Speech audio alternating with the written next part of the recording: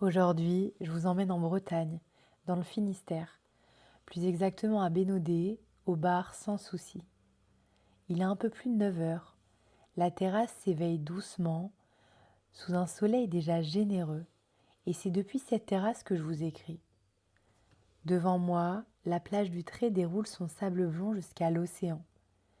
La lumière danse sur les vagues comme si la mer avait décidé de scintiller un peu plus qu'ailleurs.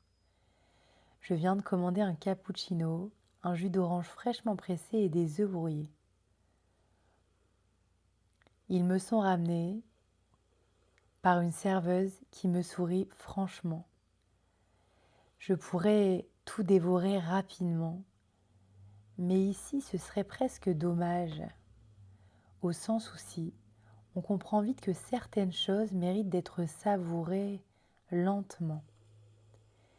Les serveurs et serveuses passent de table en table avec cette attention discrète qui fait toute la différence. Un sourire, un mot gentil, une plaisanterie, rien ne semble forcé. J'ai davantage l'impression d'être reçu que servi. Autour de moi, la journée commence. Des femmes avancent dans les vagues, leur combinaison noire contrastant avec le bleu éclatant de l'océan. Sur le ponton, un homme répète ses plongeons avec une précision presque méditative.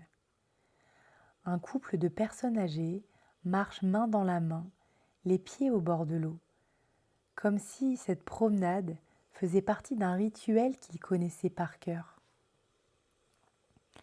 Des enfants construisent des châteaux de sable avec une application qui me fait sourire.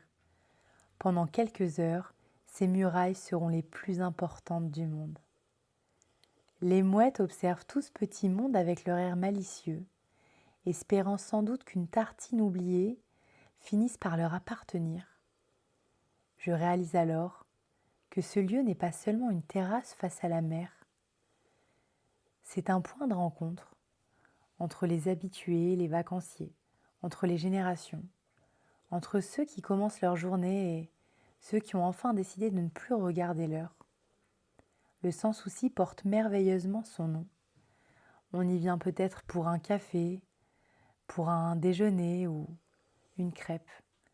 Mais on repart avec un peu plus que cela.